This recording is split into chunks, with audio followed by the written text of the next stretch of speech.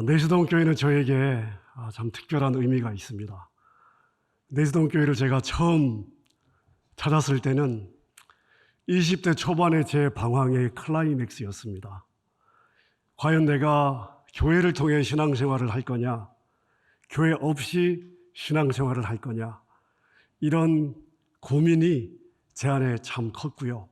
마지막으로 누군가가 추천을 해주셔가지고 마지막으로 내가 내수동 교회를 경험하고 만약 아니면 내 평생에 교회는 없다, 그런 마음으로 이 내수동 언덕을 찾았습니다.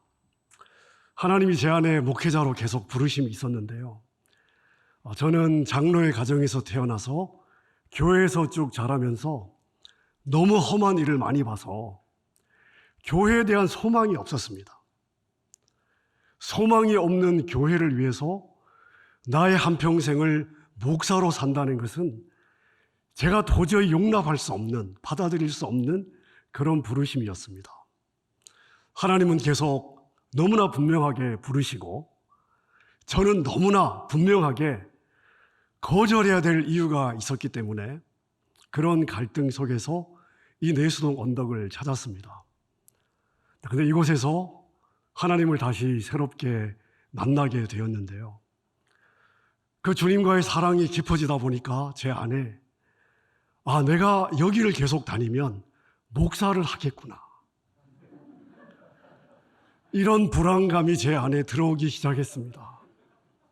그래서 그런 불행한 사태가 일어나기 전에 내가 떠나야 되겠다, 이렇게 생각을 하고 저는 한국을 나갈 생각을 하게 되었습니다. 미국과 캐나다에는 우리 작은아버님이 사셨고요, 또 거 가면 목사하라 그럴까 봐 저를 아는 사람이 아무도 없는 곳을 찾다가 제가 선택한 곳이 호주였습니다. 근데 한국을 떠나기 직전 88년 2월 대학부 수양회 때 하나님이 저를 진하게 만나 주셨습니다. 하나님의 부르심에 순종을 결심하고, 그리고 그래도 떠나야 되나 고민을 하다가 예정된 대로 한국을 떠나게 되었습니다. 내수동 교회가 아니었으면 지난 35년의 험악한 이민의 삶을 제가 살지 않았어도 되었을 텐데, 그렇게 해서 한국을 떠난 지 벌써 35년이 되어가는 것 같습니다. 처음에 호주에 가서 제가 받은 충격이 두 가지가 있습니다. 첫째는 대부분의 교회들이, 한두 교회, 몇 교회를 제외하고 대부분의 교회들이 젊은이들이 없었습니다. 다 나이가 희끗희끗한 노인들만 웅장한 교회 건물에 이 앞자락에 10명, 15명 노인들만 교회에 남아 있었습니다. 대부분의 교회의 모습들이 그러했습니다. 또 하나는 한인교회에 출석하는 우리 한인 이민자들의 1.5세, 2세 자녀들과 대화를 하다 보니까 대부분 예수 그리스도의 만남은 거의 없었고요, 부모가 주일날 차에 태우니까 교회 왔고 그냥 교회 생활은 하고 있었지만, 그러나 부모 세대와 한인 교회에 대한 불신과 적개심이 가슴에 가득 차 있었습니다. 제가 한국을 떠난 80년대만 해도 한국 교회가 영적으로 살아 있었습니다. 그런데 호주 교회의 모습과 그리고 이민자 자녀들의 그 영적인 현실들을 보면서 이게 어쩌면 미래의 한국 교회의 모습일 수도 있겠다, 이러한 생각을 하게 되었습니다. 제 마음에 견딜 수 없는 위기의식이 들어왔습니다. 제가 시드니에서 학부와 신대원을 하던 7년 동안 저의 가장 큰 고민이 뭐였냐 하면, 어떻게 하면 우리 자녀 세대들에게 예수 그리스도의 복음을 계승할 것이냐, 이게 어떻게 가능할 것이냐. 먼저 호주에 이민 온 다른 민족들의 교회를 제가 찾아보니까요, 신앙 세대 계승에 성공한 민족이 딱 한 민족만 있었습니다. 호주에 오자마자 교회 모든 문화를 영어로 바꾸고 자녀 세대와 함께 영어로 예배를 드리기로 결정했던 한 민족만 세대 계승의 성공한 모습을 가지고 있었습니다. 자, 그때의 위기의식과 고민이 지난 35년 정도 되는 이민 목회 제 목회의 방향을 결정했습니다. 자, 이민교회 현장에서 이 고민을 하면서 제 안에 많은 질문들이 있었습니다. 그 중에 하나는 지난 2000년 주님의 교회들이 어떻게 이 믿음의 세대 계승을 해왔을까? 자, 이러한 질문을 가지고 자료들을 찾고 자료들을 읽고 공부를 해보니까요, 복음 계승은 주로 민족에서 민족으로, 국가에서 국가로의 계승이었는데, 여러분이 아시다시피 예루살렘에서 시작된 복음이 바울을 통해서 로마 제국, 그 다음 유럽, 미국, 그리고 아시아로 계속해서 복음이 서진되어 오고 있습니다. 자, 이게 전체적인 복음의 흐름인데요. 자, 이 큰 그림으로 보자면 복음은 분명히 계속해서 확장되어 왔습니다. 하지만 복음이 이 민족에서 저 민족으로, 이 국가에서 저 국가로 서진되어 온 것은 엄밀한 의미에서는 복음의 계승이라기보다는 복음의 전파라고 말해야 맞을 것 같습니다. 자, 그런데 제가 교회 역사에서 관심을 가졌던 부분은 복음을 처음 받았던 그 민족이 시간이 가면서 자기의 민족 안에서 자기의 자녀들에게 어떻게 이 복음을 전달했는가, 한 민족이 그 민족 안에서 어떻게 복음이 계승이 되었는가. 자, 근데 교회 역사를 보니까 한 민족 안에서 복음이, 신앙이 계승이 될 때 일정한 패턴이 있었습니다. 신앙의 1세대가 있습니다. 이 1세대는 복음을 처음 받아들인 그러한 세대이고요, 하나님을 체험한, 그러한 살아있는 하나님을 체험한 그러한 세대입니다. 자, 그래서 1세대는 가슴이 살아있어요. 주님과 만남이 있습니다. 주님을 보았습니다. 손으로 만졌습니다. 뜨겁습니다. 자, 그래서 복음을 위해서라면 무엇이든지 희생할 수 있는 세대가 바로 이 1세대입니다. 자, 그럼 2세대는 어떨까요? 2세대는 살아있는 하나님을 체험한 부모를 보았던 세대입니다. 눈으로 목격했습니다. 자, 그래서 2세대까지는 복음이 살아있어요. 신앙이 살아있습니다. 아마 우리 세대가 2세대 내지 한 2.5세대 정도가 되지 않을까 싶습니다. 자, 그럼 신앙의 3세대는 어떨까요? 신앙의 형식은 남아있습니다만은 신앙의 내용, 다시 말하면 예수에 대한 생명과 능력에는 별로 관심이 없는 세대입니다. 자, 이것이 한 세대가 더 내려가서 신앙의 4세대가 되면 어떨까요? 4세대에게 이 복음은 그냥 문화 정도로 남습니다. 자, 그래서 신앙은 어떤 세대냐에 따라서 하나님과 만남의 깊이가 다르고, 그분과의 관계의 깊이가 다르고, 체험의 내용이 다르고, 영적인 능력이 다르고, 헌신과 희생에서 많은 차이가 있습니다. 가령 똑같은 예수 그리스도의 복음이지만 1세대는 예수 그리스도라는 이름만 들어도 가슴이 절절합니다. 가슴이 뛰죠. 하지만 4세대의 가슴에는 그러한 뜨거움이 없습니다. 하나님을 본 적도 없고 하나님을 만난 적도 없습니다. 한마디로 자신들과는 별로 관계가 없는 분입니다. 자, 그럼 복음이 한 민족 안에서 이러한 모습으로 1세대와 2세대와 3세대와 4세대로 내려오면 어떤 일이 일어날까요? 하나님은 더 이상 그 민족과 일하지 않습니다. 다시 말하면 하나님의 촛대가 그 민족을 떠나가는 거죠. 물론 전 세계적으로는 복음이 전파되고 확장되고 있습니다만은 복음의 촛대가 떠난 그 민족은 더 이상 영적 복을 누릴 수가 없습니다. 이게 지난 2000년 교회사의 영적인 흐름이었습니다. 자, 여러분 한번 여러분이 아는 역사를 한번 생각해 보십시오. 바울 사도가 복음을 전했던 이 소아시아는 초대교회 당시 성령의 강력한 역사가 있었던 현장이죠. 바울 서신을 받았던 교회들이 거기에 있고, 사도 요한의 환상 중에 언급된 교회들이 다 그곳에 있습니다. 지금은 어떻습니까? 99%가 다 무슬림의 땅입니다. 기독교는 어떻습니까? 유적지로만 남아 있습니다. 무슬림 국가들이, 이슬람 국가들이 관광 수입으로 살고 있습니다. 자, 그런데 이 2000년의 교회 역사를 보면 한 민족 안에서 신앙의 세대 계승이 아름답게 이루어지는 경우들이 있습니다. 흔하지는 않습니다만은 가끔 그러한 경우들을 찾아볼 수가 있습니다. 보통은 1세대와 2세대로, 2세대와 3세대로 넘어가면서 신앙이 무기력해지고 4세대에는 문화만 남게 되는데 아주 드물게 신앙의 3세대가 1세대가 되는 경우들이 있었습니다. 자, 신앙의 계승으로는 3세대가 맞습니다만 하나님과의 영적인 체험으로는 다시 1세대가 되기 때문에 4세대는 4세대로 끝나는 것이 아니라 2세대로 변화되는 은혜를 입습니다. 저는 이러한 기록을 읽을 때마다 눈물이 날 정도로 가슴이 뛰었습니다.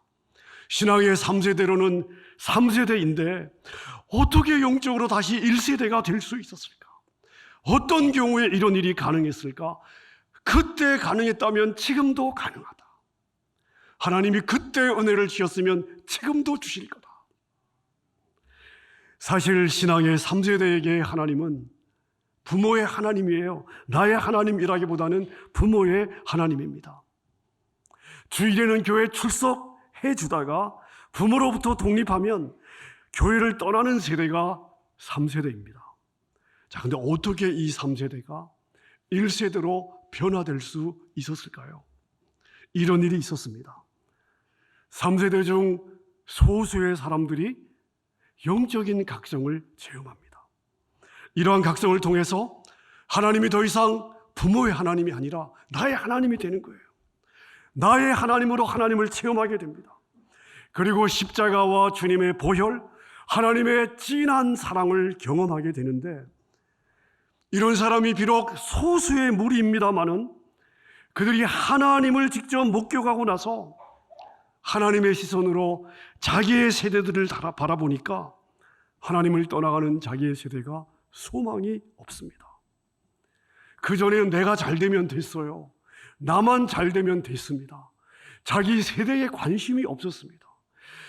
자기 세대에 대한 개념도 없었습니다.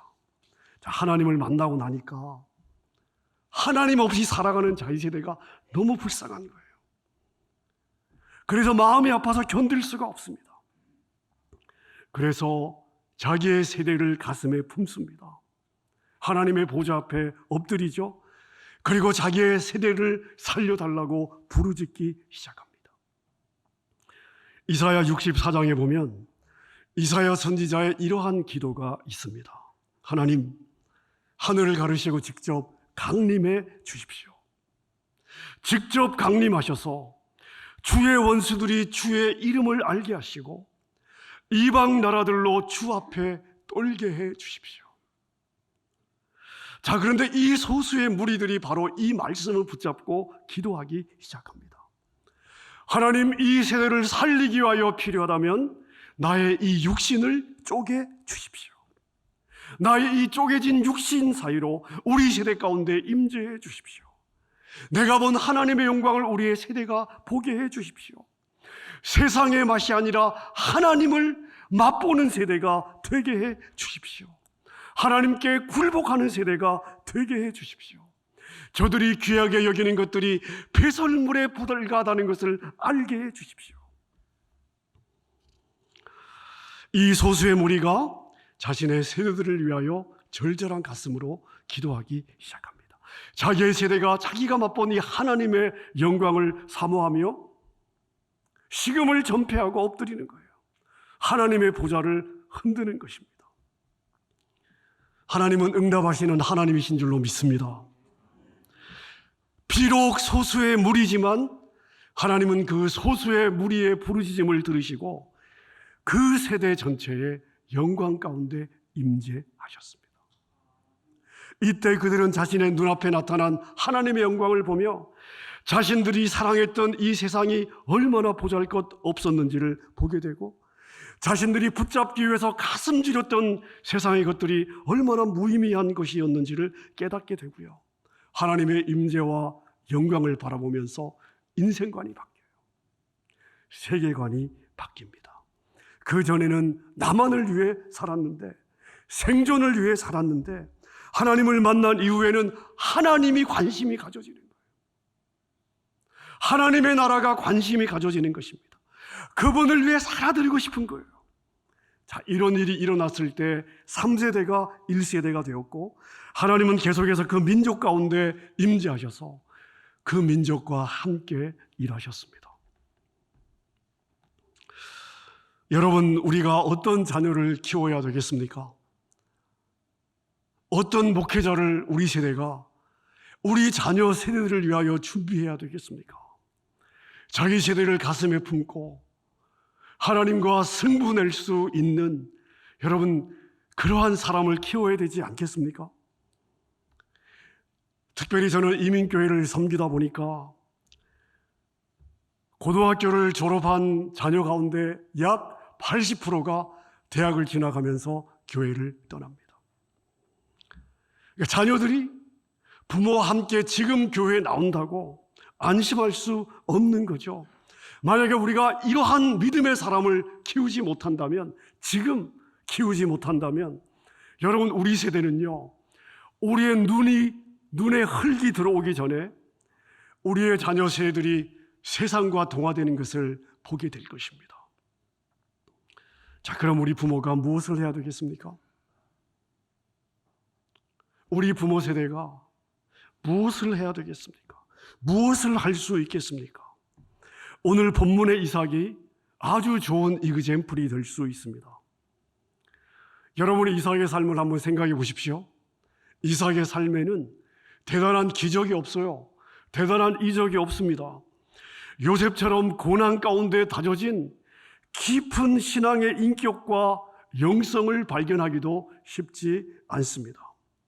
자, 그런데 오늘 성경은 이삭을 믿음의 사람이라고 분류하고 있습니다. 어떤 근거로 이삭을 믿음의 사람으로 부르고 있는가? 왜? 어떤 근거로 성경은 이삭을 믿음의 사람이라고 말하고 있습니까?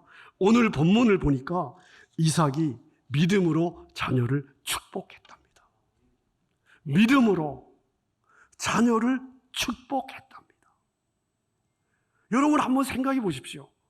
좀 이상하지 않습니까? 부모가 자식을 축복합니다. 아니, 그게 무슨 대단한 일입니까? 대단한 믿음이 있어야 부모가 자녀를 축복하는 겁니까? 여러분들도 여러분의 자녀를 다 축복하지 않습니까? 자, 이것을 우리가 과연 믿음의 행위라고 볼 수 있는가? 자, 근데 여러분 한번 생각해 보십시오. 여러분의 지난 일주일을 한번 생각해 보십시오. 여러분은 지난 한 주간 여러분의 자녀를 얼마나 축복하셨습니까? 물론 부모로서 자녀가 잘 되기를 바라는 마음이 있습니다. 내 자녀가 잘 됐으면 좋겠다. 이건 바람이죠. 여러분, 이 바람 말고요. 여호와의 이름으로 여러분의 자녀들을 여러분은 지난 한 주간 얼마나 축복하셨습니까? 축복하고 있으십니까? 여러분, 우리가 이것을 잘 구분할 필요가 있습니다. 부모로서 자녀가 잘 되기를 바라는 마음과 내가 믿음으로 여호와의 이름으로 내 자녀를 축복하는 것은 전혀 다른 일입니다. 자, 근데 오늘 본문을 보니까 이삭은 자녀를 믿음으로 축복했다. 자, 그럼 도대체 어떤 믿음으로 축복했는가? 어떤 믿음으로 자녀를 축복했기에 하나님은 이것을 위대한 믿음으로 평가하고 있을까요? 자, 이삭의 삶에 충격적인 사건이 하나 있었습니다. 창세기 22장을 기억하십니까? 아버지 아브라함이 이삭을 묶어 제물로 바치려고 했죠? 자, 죽이려고 하는 순간에 천사가 나타났습니다. 이삭을 죽이는 걸 말리고 천사는 하나님의 메시지를 아브라함에게 전달하고 있는데요. 하나님이 천사를 통해 주신 말씀, 창세기 22장 16절 이하를 제가 세 번역으로 한번 읽어보겠습니다. 내가 나를 가리켜 맹세한다. 내가 이렇게까지 너의 외아들을까지 아끼지 않았으니 내가 반드시 너에게 큰 복을 주겠다. 자, 그 복의 내용이 무엇입니까? 너의 자손이 하늘의 별처럼 바닷가의 모래처럼 많아질 것이다. 너의 자손은 원수의 성을 차지하는 승리를 경험할 것이다. 그리고 세상 모든 민족이 너의 자손 때문에 복을 받게 될 것이다. 여러분, 하나님께서 아브라함을 천사를 통해서 아브라함에게 주신 복의 내용이 뭐냐면요, 이렇게 요약할 수 있습니다. 아브라함아, 너의 믿음이 너무나 이쁘다. 내가 너의 믿음 때문에 감동을 입었는데 그래서 내가 너한테 좋은 거 줄게. 내가 너의 자손들 반드시 잘 되게 할 거야. 내가 반드시 너의 자녀들을 축복할 거야. 자, 여러분, 천사가 이 축복을 선포할 때 이삭은 어디에 있었습니까? 제단에 누워 있었습니다. 이삭은 이 제단 위에 누워서 천사가 축복하는 이 언약의 축복을 들은 거죠. 자, 그럼 이삭의 입장에서는 자기는 어떤 존재입니까? 자기는 어떤 존재입니까? 잘 될 수밖에 없는 존재입니다. 자기는 축복이 보장된 존재입니다. 내가 누구냐와 상관이 없습니다. 자기는요, 복을 받을 운명이에요. 여러분, 이것이 이삭이 붙잡고 살았던 믿음이에요. 그리고 이삭은 실제 자기의 삶에서 하나님의 이 축복이 성취되는 것을 경험하고 있습니다. 움직이는 곳마다 땅을 파면 운물이 나왔습니다.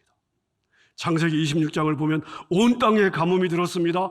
자, 그런데 이삭의 농사만 그 가뭄의 영향을 받지 않습니다.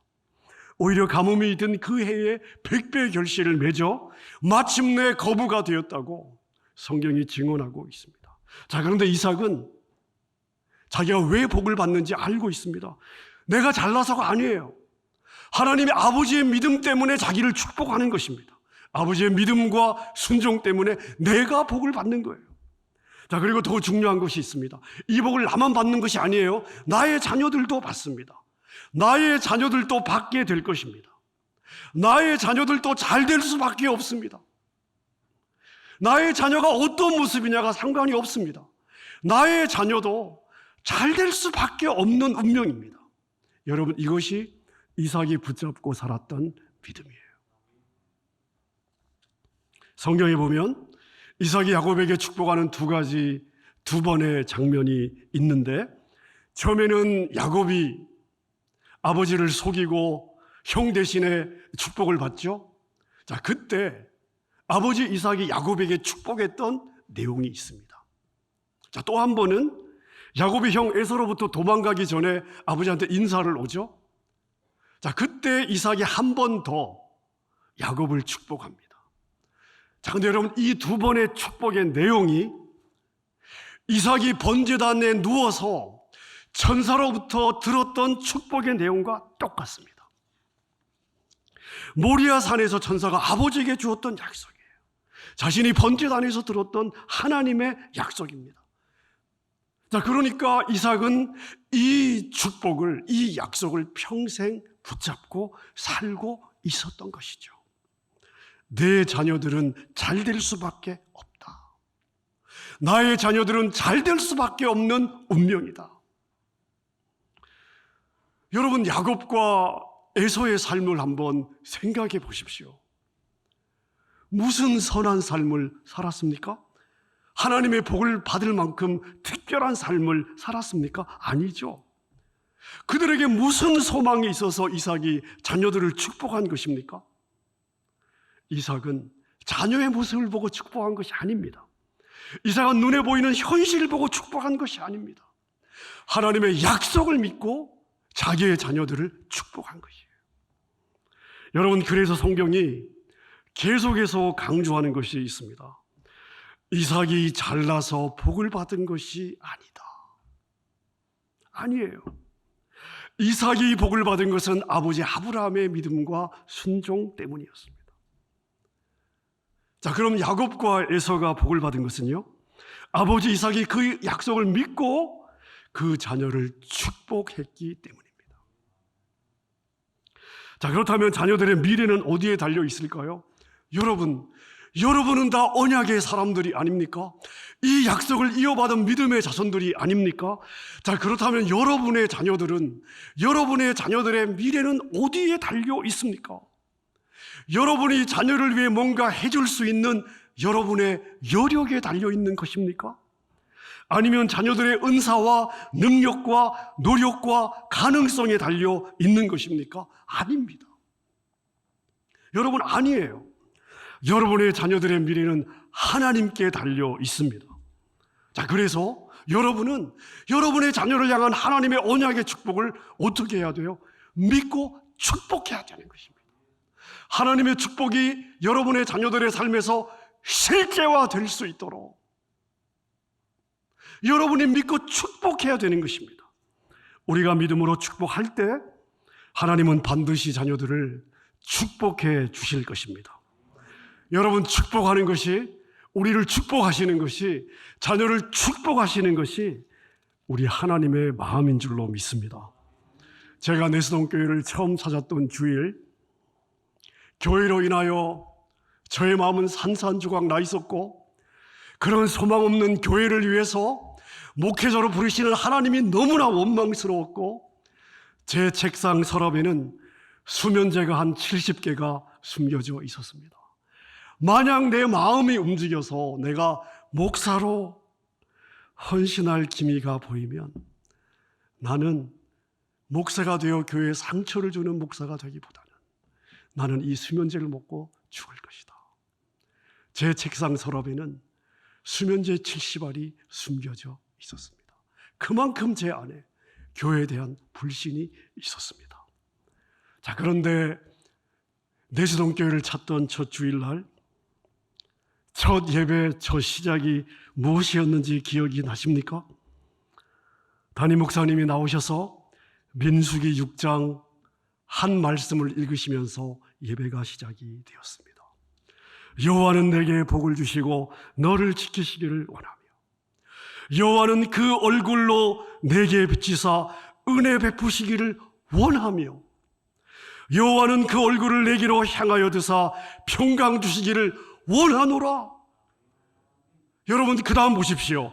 그들이 이같이 나의 이름으로 이스라엘 자손에게 축복할지니 내가 그들에게 복을 주리라.